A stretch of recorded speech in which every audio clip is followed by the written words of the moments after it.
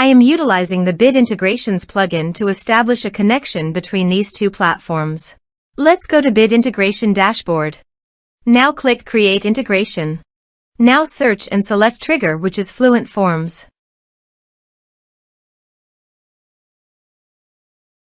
Select a form. Click Next.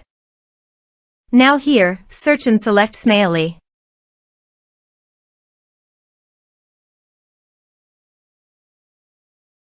Here, give them a meaningful integration name as you want.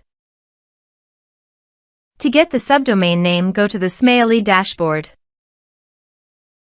Click the profile name on the top right corner, then click Preferences. Now copy the subdomain name.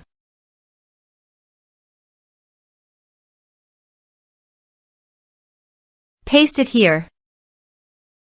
To get API username and password, click on Smaily API token. Click on Create a new user. Now copy the username. Paste it here. Now copy the user password.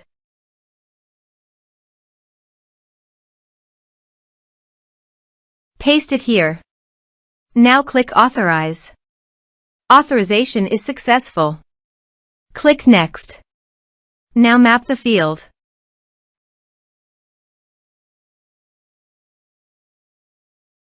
Here are several advanced features available for you to utilize according to your specific requirements. Here is the conditional logic. You can use it if you want. If the condition matches, then the data you will send to Smaily. Click Next. Now save the integration. Now go to your form and type some information and submit the form.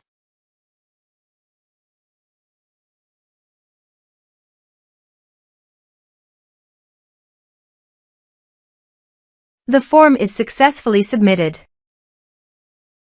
Now go to the Smaily subscribers page and scroll down. Click All Subscribers. Here is the data that came into Smaily through the integration. Thanks for watching.